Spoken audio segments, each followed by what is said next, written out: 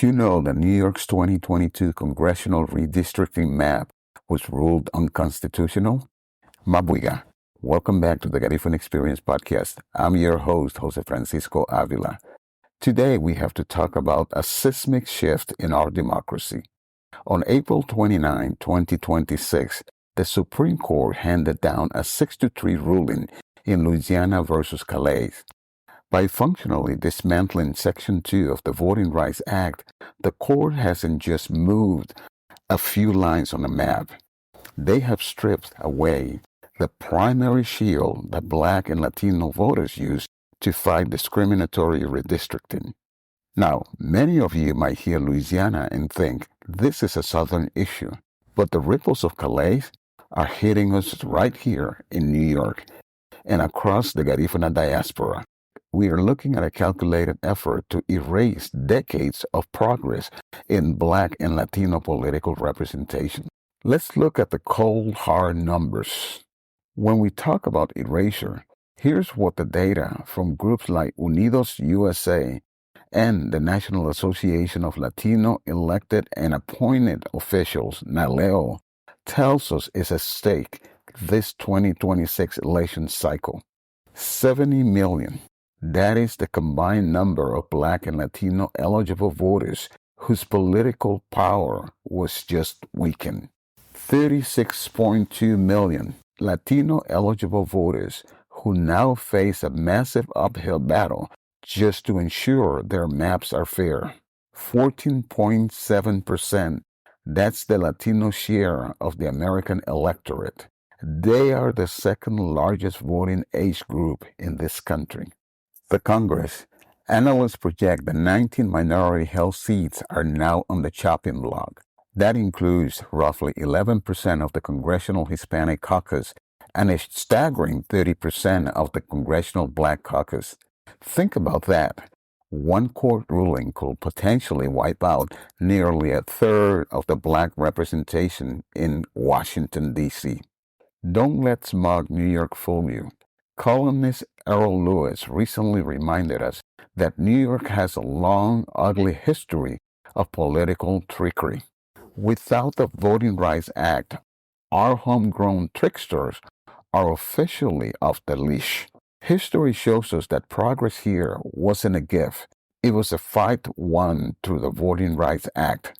In 1958, it took a lawsuit by a Puerto Rican from the Bronx, José Camacho, to stop the state from printing election materials in English only. In 1967, the case Cooper versus Power stopped the cracking of Bedford-Stuyvesant. Before that, the neighborhood was sliced up into white majority districts to dilute Black power. Once that was fixed, we saw Shirley Chisholm become the first Black woman elected to Congress. But even recently, in 2016, over 100,000 New Yorkers, mostly Latino, were mistakenly purged from the rolls. The New York State Constitution explicitly prohibits partisan gerrymandering. But that didn't stop Democrats in 2022 when they adopted a congressional map that was later ruled unconstitutional for that very reason. If they did that with the federal oversight, imagine what happens now that the guardrails are gone. The reaction has been swift.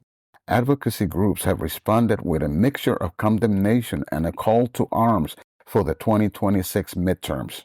Erica Bernal Martinez, CEO of the National Association of Latino Elected and Appointed Officials, NALEO, said, "This ruling makes it significantly harder to protect voters of color from racial discrimination and allows the dilution of representation through partisan gerrymandering, stripping Black and Latino communities of their meaningful opportunity to elect candidates of their choice." LULAC CEO Juan Proaño didn't mince words either. He called the ruling a day of shame, warning that states like Texas and Florida will likely move to crack the Rio Grande Valley and dilute the Puerto Rican communities. Maria Teresa Coomer, president of Voto Latino, said, "Today's decision is a devastating blow to Black and Latino communities and to the fundamental promise of American democracy." Even here in New York, The National Association for the Advancement of Colored People, NAACP, is mobilizing. We're seeing a unified front because we know that when they come for one of us, they come for all of us. So, where do we go from here? In the words of Justice Thurgood Marshall, this is our democracy. We must make it, protect it, and pass it on.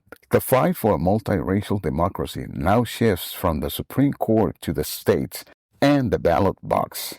Stacey Abrams reminds us that we have always moved forward when people organized, persisted, and refused to back down. The action plan for 2026 is clear. Number 1, mobilize. Check your voter registration status. Vote in the upcoming New York primary election on June 23rd, where U.S. House of Representatives will be on the ballot. Use the hashtag Garifuna vote. Number 2, election reminders. Subscribe to our newsletter and get updates in your inbox about events and notifications about upcoming local, state, and federal elections. These reminders include deadlines for registration and mail-in ballot requests. Local vigilance. 2/3 of the Section 2 litigation historically occurs at the local level. Communities must watch school boards and city council for the return of at-large schemes that dilute minority votes. We have to watch those maps like hawks. As we approach the 2026 midterm elections, the message from advocates is clear. Latinos and African Americans are not going to be silenced by judicial fiat. The goal remains ensuring that every American can cast a vote and find true representation in the halls of power. That wraps up another critical episode of the Garifuna Experience podcast. Thank you for listening. Our vote is our voice, and our voice is our power. Remember, the future of the Garifuna people is in our hands. Until next time, stay united, stay proud. Sungube Lida Abba. Ayo. Find new episode of the Garifuna Experience podcast every Tuesday on Spotify, Apple Podcasts, iHeart Podcasts, YouTube, Amazon Music, or wherever you get your shows. Please rate and review the Garifuna Experience podcast. It helps our history and struggle reach the world.